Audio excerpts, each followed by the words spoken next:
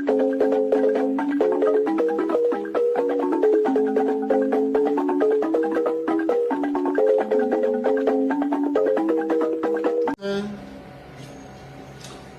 my amazing viewers. Thank you so much for joining me on my program once again. I appreciate you wherever you are joining from.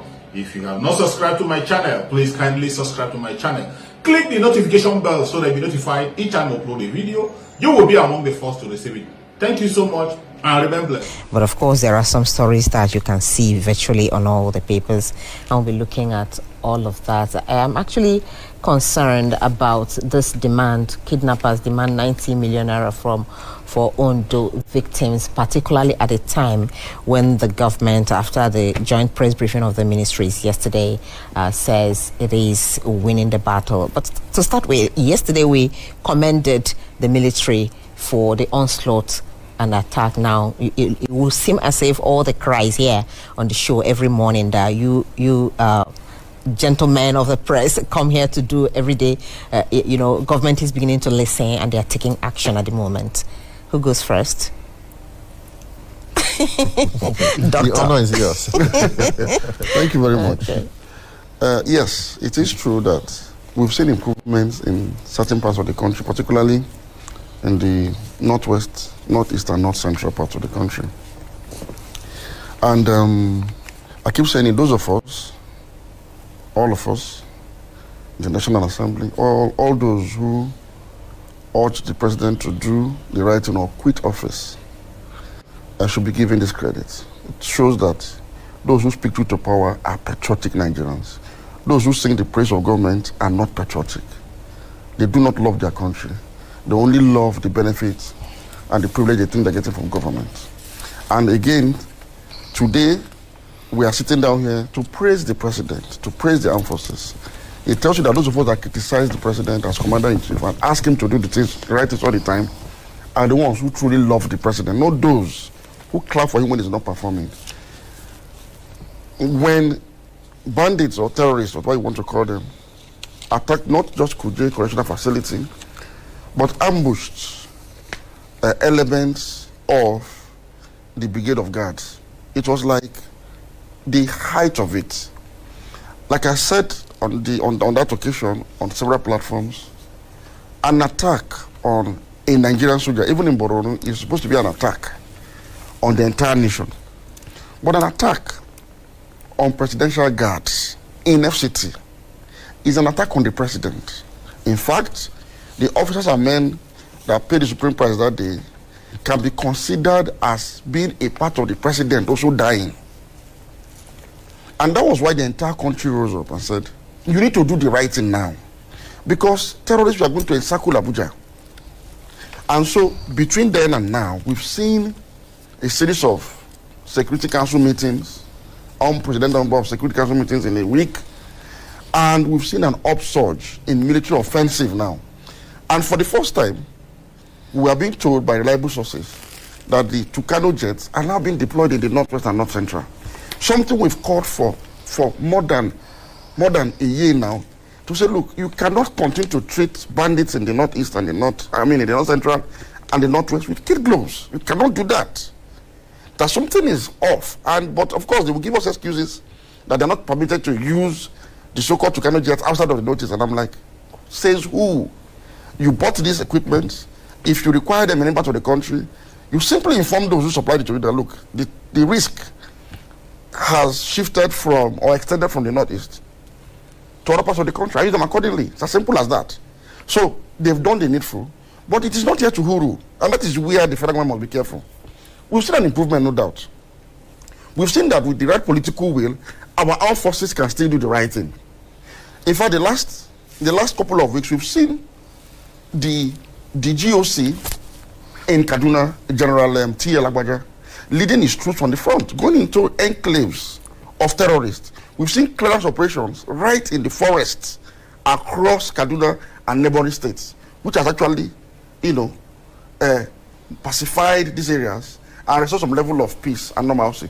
Even the Kaduna-Abuja road, I'm told by those that are applying the road that at very regular intervals, troops are stationed to make sure that there is security across the road, and that security has improved a little bit. But it is still early to thump your chest. Because we've seen certain kind of improvements in the past and we saw a relapse. So what the government needs to do is to sustain it. And they are blaming the press for not highlighting their successes. No. The successes will tell its own story. Nobody needs to trumpet it. When we stay for the next 1 year, we'll not see headlines about mass abductions, kidnappings, or sacking of villages. We will begin to now come to terms with the reality that, okay, maybe security has improved. And in any case, I've not seen in time that statements are put out by the defense authorities about the progress they're making on the war against terror, and the media did not reflect it, including yesterday's press release or press briefing. The media has reflected it adequately across all platforms. Since yesterday evening, I've been hearing the good news about the improvement. But like I said, the government cannot thump its chest at this point. It has to sustain this and do more. And among the things the president must do now is to consider a redesigning of the so-called national security architecture to allow for probably the decentralization of policing system in Nigeria to the states. And most importantly, and this is something we must begin to canvass for, we must enable the communities that are under attack, the capabilities of self-defense as the first line of defense before conventional security forces can come in. And we have said it several on this platform that a way to do this is the already constituted vigilante groups across the country, including civilian JTF, including the ones in Zamfara and all other places that have been constituted by the states, with membership from all ethnic and cultural economic groups, should be enlisted or absorbed into the Civil Defense Corps and given the right training, crash training, as well as the appropriate armament to contain this threat. Otherwise, what we've seen in the past is the military can carry out all of these onslaughts, but it doesn't have the capacity to hold this vast territory all on its own. So we need to enable and empower the communities now to begin to take up the responsibility of defending themselves so that we can sustain the peace and tranquility that might come in with this sustained military onslaught against terrorists. Dr. Mao, the worst is over. Is it over? Certainly not. Certainly not. The worst is not over. You know, it's good to celebrate. You know, after so many months of darkness, you know, it's just like Mujid has highlighted, where you have 3 series of very serious attacks, ranging from the attack on the president advance convoy to in Katsina on its way to Daura. Then you now have the Kuje prison break, which was facilitated by an attack by terrorists, and of course the attack on the elite brigade of guards here in Abuja. You know, at a point in the social media, if you lived in Abuja, you have to mark yourself safe. The story out there when the attack on the presidential guard in Abuja happened was that many people living outside Abuja were even calling us to find out if we are okay, and even encouraging us, look, you need to leave that town. You know, it was at the peak of the security situation in the country. For Abuja, which was rated to be the safest place in the country to have come under such attack. And during that period, if we remember, many foreign embassies in Nigeria were giving, you know, security advisory to their citizens, which was not good for us at all. And we thank God that in the past few weeks, the situation seems to have abated. There's a semblance of that the security situation have, you know, calmed down, that the measures put in place by the security agencies, they are working. And that means that if these measures were taken earlier than now, we would have seen greater. Yes, maybe they are beginning to, because if you remember, during the Abuja prison, after the Abuja prison break, and there was I think a House of Rep hearing on the issue, whereby the Deputy Speaker of the House stated that there were 44 security reports over security report that there are attempts to, you know, by terrorists to break into Abuja Kuje prison, and the government took no action. I'm surprised that, I'm trying to link it to what Arigbe Sola said yesterday, that they were armed guarding the facility. I don't think... Quite a number of them. Yeah. 65. Yes, armed guard. And at the end of the day, not one terrorist was shot down, killed, or captured. So, at times, look, while we celebrate that, look, there seems to have been an improvement in the security architecture of the state, let's not overplay it. Because that statement he made yesterday, you can punch a lot of holes in it. But the minister it's not said a true reflection. No, the minister said they were disarmed.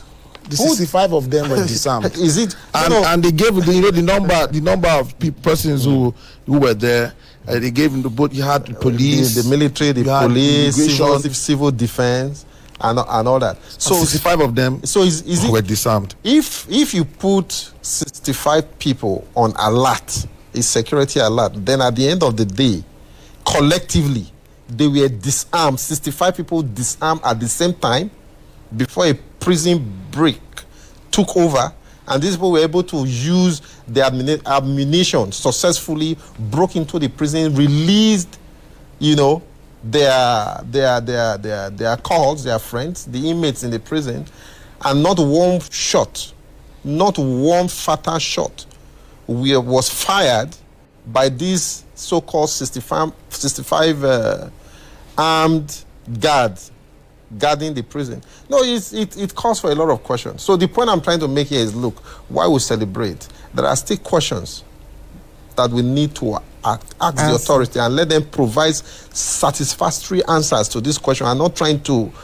gaslight us. Let it seem as if it has become, when you are succeeding, it become a tool for propaganda, and you now start offering excuses for what we all know is the result of your inefficiency or incapacity, or what people have called for your resignation over, because it's a clear lack of capacity on your part when you say that, we are all here. Let me tie it to something. We all here will make comment. Myself, Mojid, other analysts, Nigerians, we talk about the security situation in the country. But when over one facility, a deputy speaker of the House tells you that they got, over a period of about maybe 3, 4, 5 months, they got 44 security reports that facility is at risk of being broken into. What it tells me is that all over the country, facilities, terrorist attack, those in charge, those holding high political offices in this country, they all get security report on a daily basis. And of course, we all know that the CNC gets the first thing he receives every morning when he wakes up is his security report on his desk. If he gets 44 security reports on one facility, it shows you the number of security reports he gets on his desk every morning over other security issues or infrastructure across the country. The point is, what do you do with this report? What order do you give to your commanders on how to deal, with the security situation in the country? So while we celebrate, we'll still continue to hold the government account to do the right thing, to take appropriate action. Sustainability is key. When they receive this security. Sustainability is key. Banditry terrorism, which government says will end in December. How do you see that line, that banditry terrorism will likely end? I'm sure that's what that is missing, likely, or it will end by December.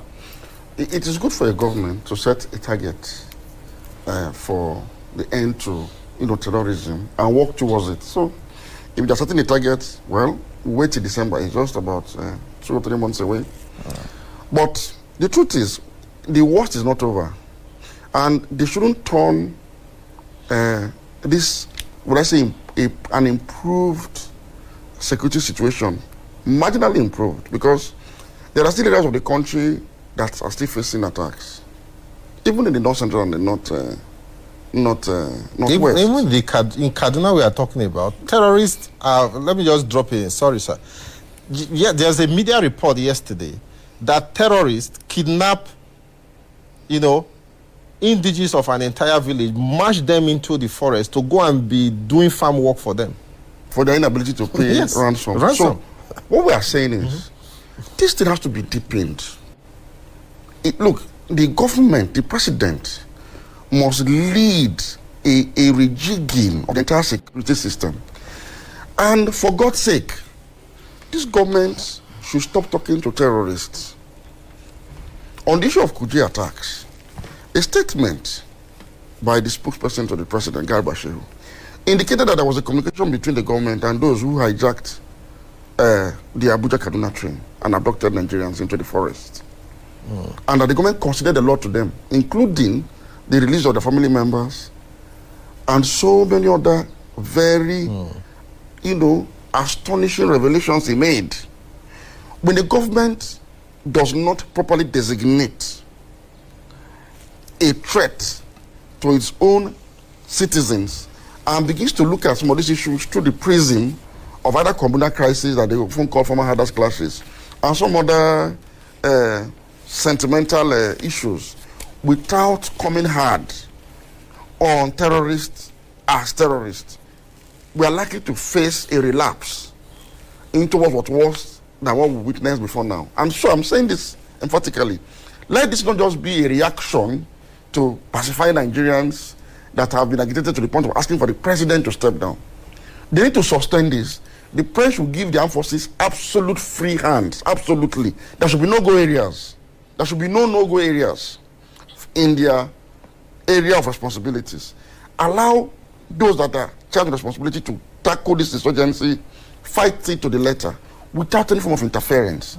When we hear that we have given them order to do the needful, the question is, were you not giving them this order before? What we are trying to emphasize here is the situation got to this point because of the failure of this same government. So it is too early. 1 month is too short a time frame for someone to say that the worst is over. Please continue and sustain this. We will encourage our armed forces because they are paying the supreme price for our safety. And I've always said it, the army has no problem in this matter. It is the political leaders that have not been able to give them a clear direction on what to do.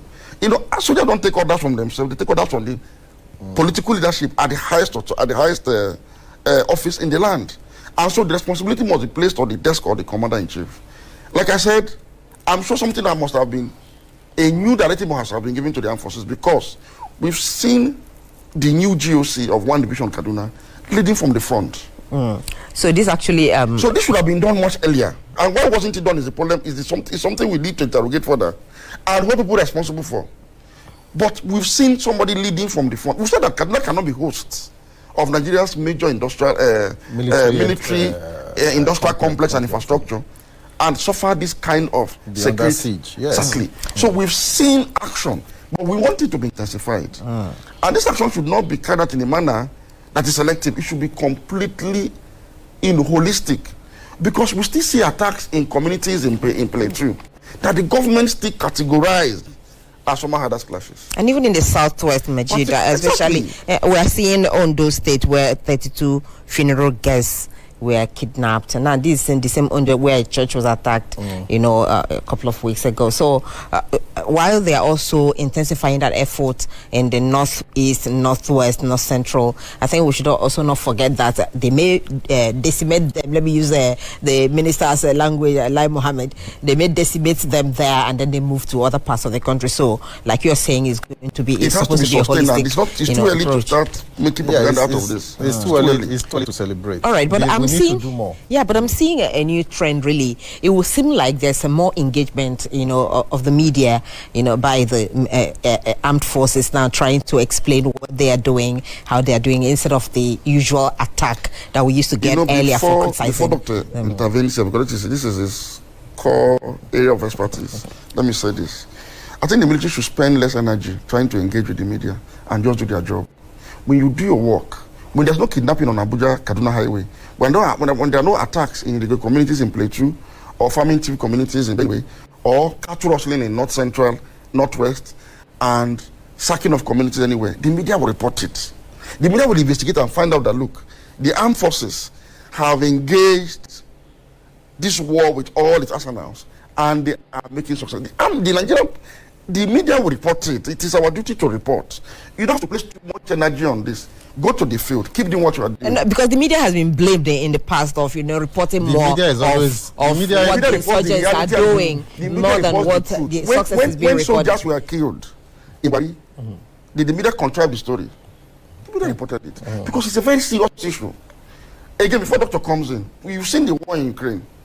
It is the president of Ukraine, Volodymyr Zelensky himself, that reads out the casualty figures of his own soldiers and tells you his own setbacks himself. Because you need to say the truth so that people can come to your aid and help you and defeat your enemy.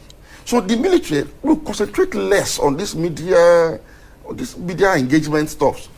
Do your job. Nigerian media is very patriotic. They will reflect your successes without you even saying so. They will. Certainly they will. But at the end of the day, the media reflects reality. And a country's military is a reflection of the political class. I think that's the point we should take note here. A country's military is a reflection of the political class. The kind of military you have during an authoritarian government is not the same military you ought to have during a democratic setup. We live in a democracy, and you don't expect that the military should operate in secrecy. The military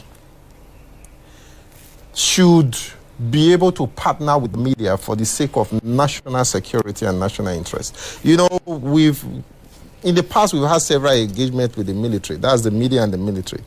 And I believe that engagement should be sustained in such a way that the media itself should be able to understand that we need to have a country first before we can talk about our democratic freedoms. We need to have a country first. And having a country first means, as a media, we should equally pay attention to issues of national security. That is why the partnership between the military and the media is very important. And that partnership should be based on truth, sincerity, and openness.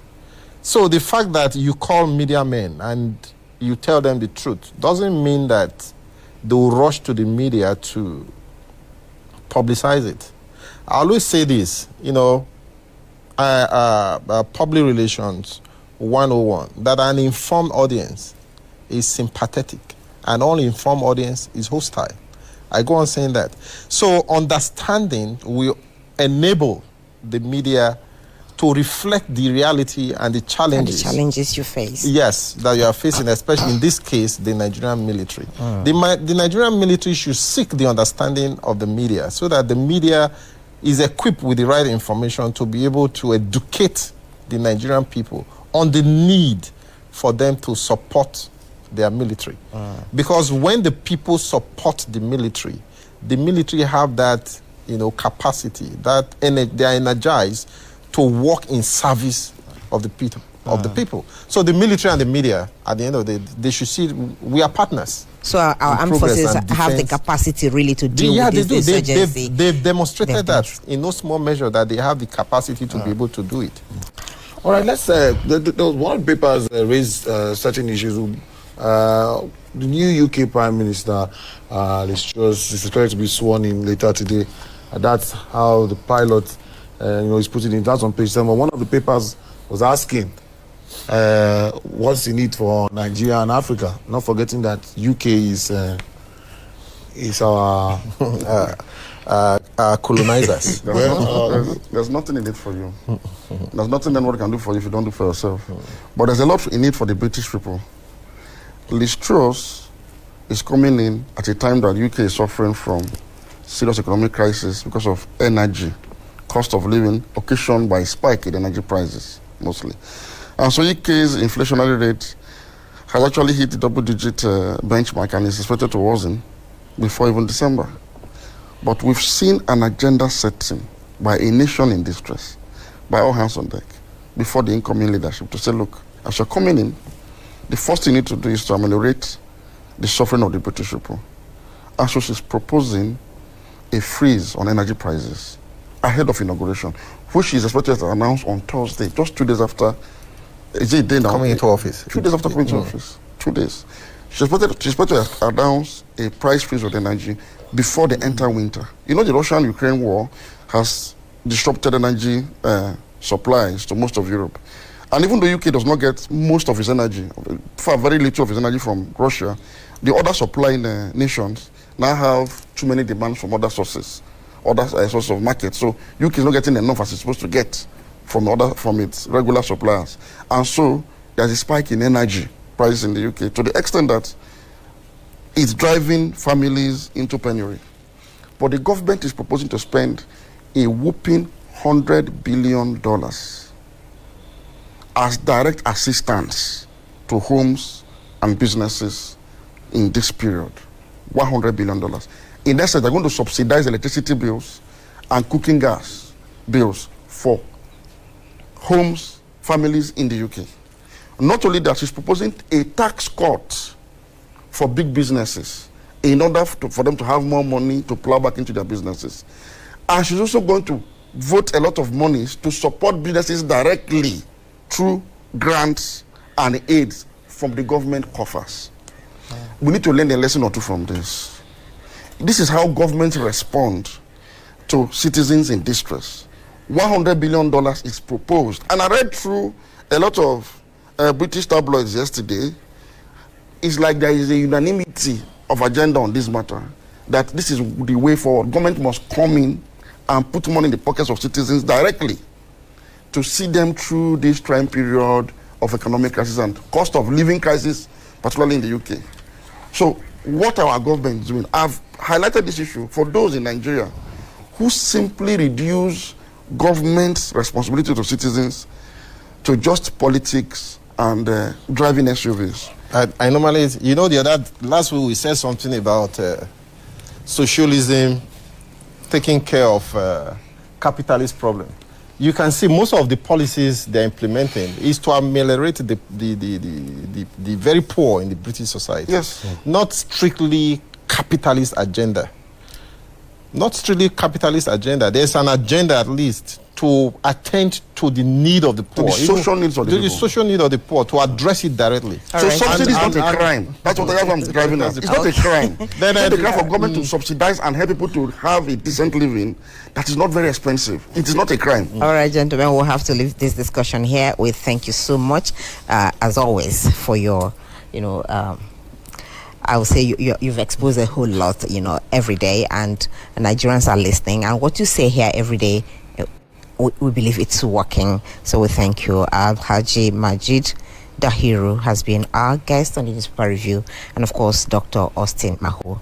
You have a great day. Many thanks indeed, gentlemen. Always a pleasure. I hope you guys get PMS because